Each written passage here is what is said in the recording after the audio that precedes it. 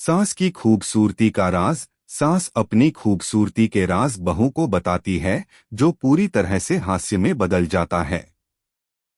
भाग एक, शुरुआत। लखनऊ के एक छोटे से मोहल्ले में माया देवी और उनकी बहू पूजा की जिंदगी एक साथ गुजर रही थी। माया देवी को उनकी मोहल्ले में सुंदरता, शालीनता और बेहतरीन तमीज के लिए जाना जाता था। वह हमेशा हर किसी से मुस्कुराते हुए मिलती और अपने घर में भी एक तरह का सम्मान और ठाठ रखती थीं। उनकी उम्र लगभग 55 साल थी, लेकिन उनकी सुंदरता ऐसी थी कि उन्हें देखकर कोई भी यह नहीं कह सकता था कि वह इतनी उम्र की हैं।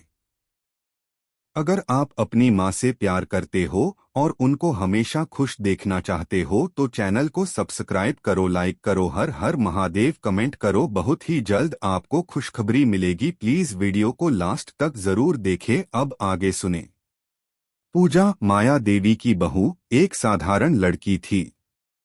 उसकी उम्र 25 साल थी, लेकिन अक्सर उसे अपनी सास की खूबसूरती देखकर लगने लगता था कि वह कभी इस खूबसूरती का राज जान नहीं पाएगी।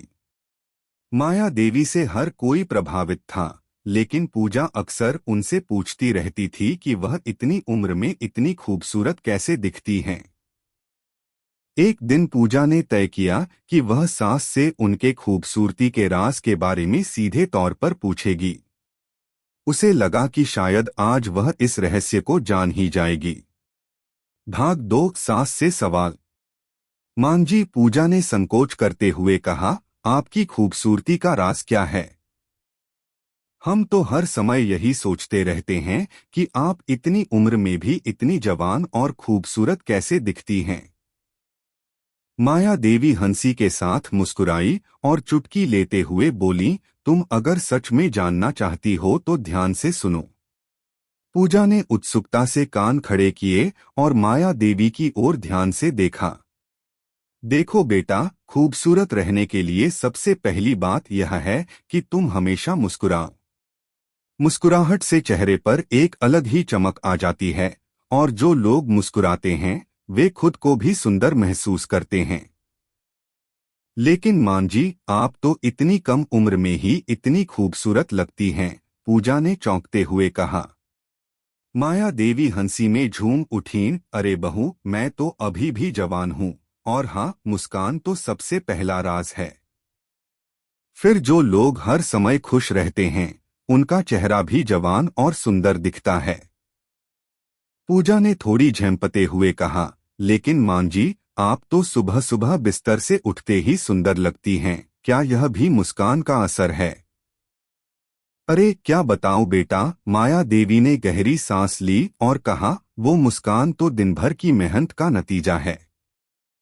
सुबह उठते ही सबसे पहले यह काम करो, लौंग और इलायची खाओ और उसके बाद एक गिलास ठंडा पानी पियो। यह सब चीजें तुम्हारी त्वचा को ताजगी देती हैं और चेहरा भी खिला रहता है। पूजा ने चौंकते हुए पूछा, लौंग और इलायची? लेकिन ये तो मसाले हैं, क्या इससे सच में खूबसूरती आती है?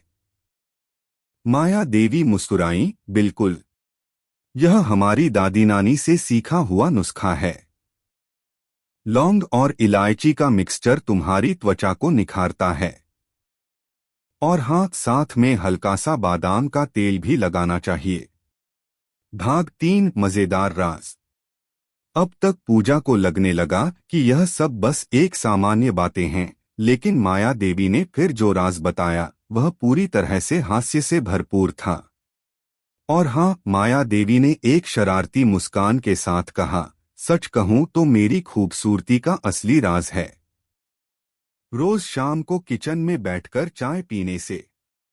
पूजा हंसी के मारे बेताब हो गई, क्या मांझी, आपको चाय पीने से खूबसूरती मिलती है?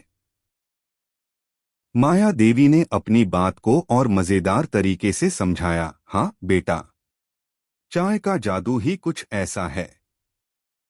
यह सिर के बालों से लेकर चेहरे तक हर अंग को ताजगी देती है। और तुम्हें पता है क्या, चाय पीने से जो शरीर में थकान होती है वह खत्म हो जाती है और फिर तुम अपनी सुंदरता को महसूस कर सकते हो। पूजा ने हल्के से सिर झटकते हुए कहा, लेकिन मां जी, क्या यह सिर्फ आपके लिए ही काम करता है या फिर ये सबको असर करता है? माया देवी चुपचाप हंसी के साथ बोली, देखो, अब तो मैं चाय की तासीर समझ चुकी हूँ। बाकी लोग क्या जानते हैं? पर हाँ, तुम एक काम करो, हर दिन एक कप चाय अपने लिए बना लो और देखना फिर तुम भी अपनी खूबसूरती पर ध्यान देना शुरू करोगी। भाग 4 बहू का प्रयोग। पूजा ने मन ही मन तय किया कि वह आज से ही माया देवी के बताए गए नुस्खों को अपनाएगी। वह लौंग, इलायची और बादाम के तेल का प्रयोग करने लगी। साथ ही रोज शाम चाय भी पीने लगी। लेकिन जैसे ही उसने चाय बनाई और पीने बैठी, उसे यह एहसास हुआ कि सास की बातों में जितनी सच्चाई हो सकती है, उतना ही मजा भी था। हर दिन पूजा की खूबसूरती में थोड़ी थोड़ी चमक आने लगी। उसके चेहरे पर ताजगी दिखने लगी और अब लोग उसे भी सलाम करने लगे जैसे माया देवी को सलाम करते थे। पूजा ने हंसी में कहा, मां जी, अब मैं भी आपकी तरह सुंदर लगने लगी हूँ। माया देवी मुस्कुराई और कहा, बिल्कुल, तुमने सही तरीका अपनाया है।